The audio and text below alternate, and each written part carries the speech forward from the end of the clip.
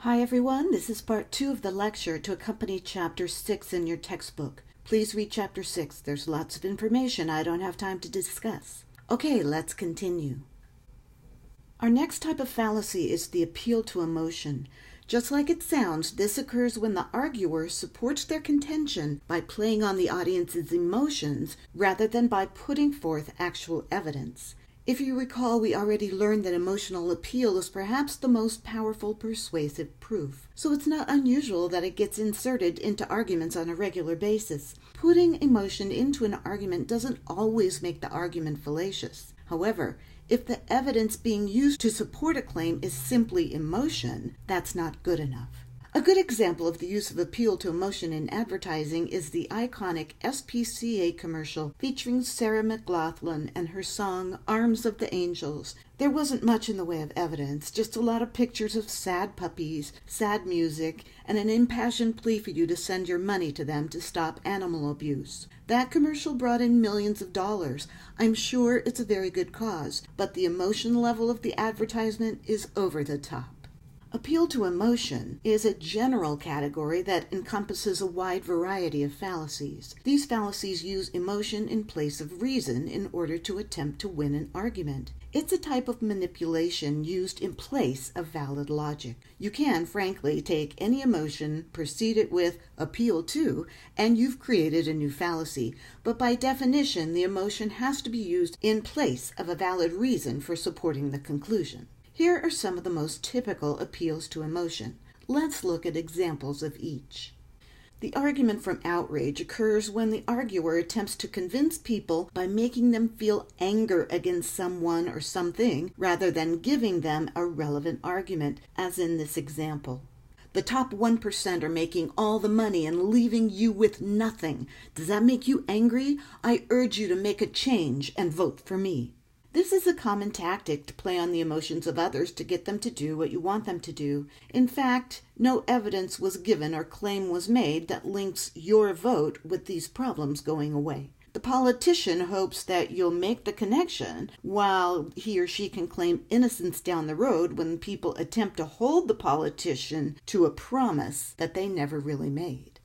Scare tactics is a fallacy that occurs when an arguer uses fear of something bad happening to scare you, rather than actual evidence to convince you into accepting their conclusion. This example, buy Michelin tires.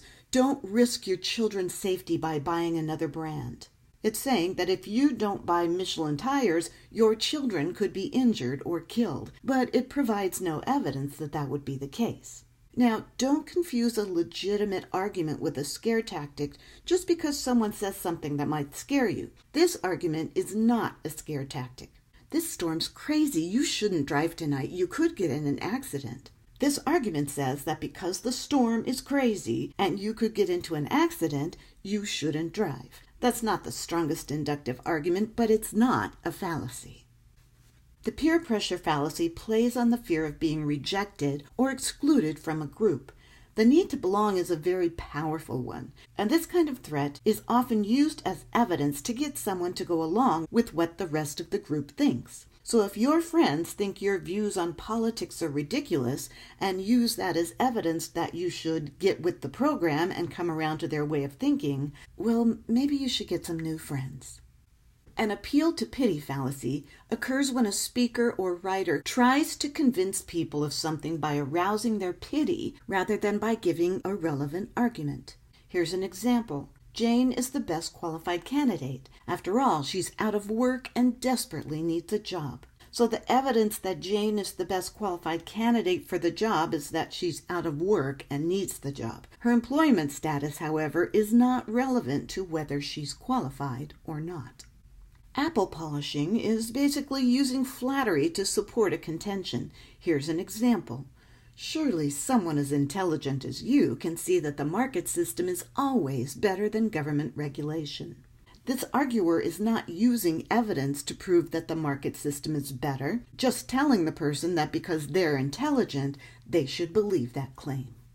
Guilt tripping is just that, trying to guilt someone into accepting the claim. In the first example, how could you not invite Jennifer to your wedding? You really must. Someone's trying to make someone feel guilty about not inviting Jennifer, but providing no evidence why they should.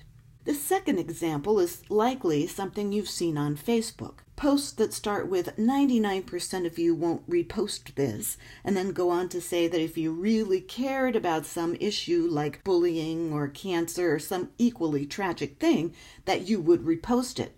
Well, not only is that a guilt trip fallacy, but it's an exploitive marketing practice that doesn't do anything for the problem itself. It just makes money for spam farmers. Do not, I repeat, do not feel guilty for not reposting this crap. And oh, please, don't repost it. An appeal to envy occurs when a speaker or writer supports a contention by trying to make people feel envious rather than by producing a real argument. Here's an example. Colin has had every advantage. He was born into a wealthy family, he's very good looking, and he has always been at the top of his class. In short, he has everything you don't have. He doesn't need this job. Give it to somebody else. This person is arguing that because Colin is an enviable person, he shouldn't get the job. But that's not evidence that he doesn't need and shouldn't get the job. Many people confuse envy with jealousy, but they're actually two different emotions. Envy is the desire to have what someone else has. Jealousy is the fear that someone might take away someone or something that you have. So the appeal to jealousy occurs when a speaker or writer supports a contention by trying to make people jealous, rather than by producing a real argument. Look at this argument. Listen, I know how much you're in love with Sarah. That's why I'm telling you that Jack has been hitting on her lately. You ought to know that when you're deciding who should be selected for the internship that Jack applied for. This arguer is obviously trying to make this person jealous enough to use that information as evidence that Jack shouldn't get the internship. But jealousy is not evidence. Before we move on to the final relevance fallacy we're going to discuss, let's look at all these kinds of emotional appeals. They have one major thing in common. They try to use emotion rather than reason to create the argument. But these aren't arguments. They're attempts to persuade by getting you to feel something rather than providing you with evidence and reasoning. Now, just because there's an emotional element to an argument, that doesn't automatically make it a fallacy. If there is evidence and reasoning to support that conclusion, then it's not a fallacy.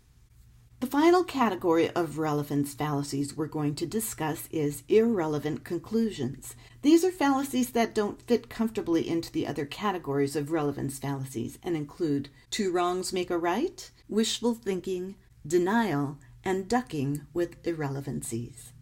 In this fallacy, an arguer thinks that the wrongfulness of one deed is erased or lessened because someone else did something equally bad or even worse. Here are a couple of examples. The first one, yeah, I've taken money from the cash drawer at work occasionally, but my company has been overcharging their customers for years. So this person is saying that because their company overcharges their customers, his or her deed is excused or understandable.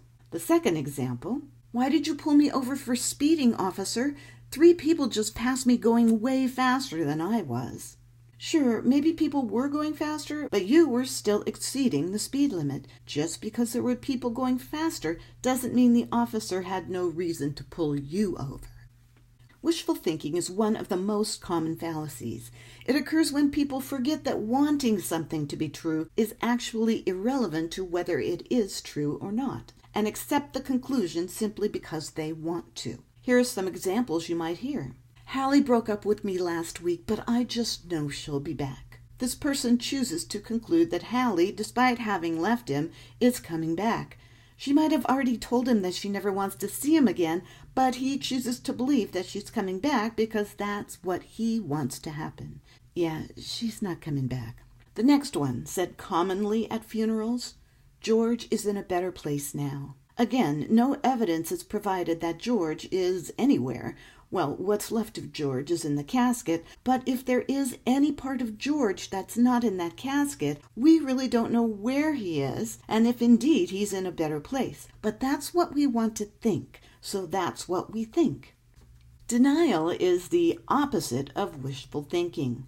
The fact that you want something to be false is irrelevant to whether it is actually false or not. In this example, I'm positive I didn't miss class as many times as the professor says and the record shows.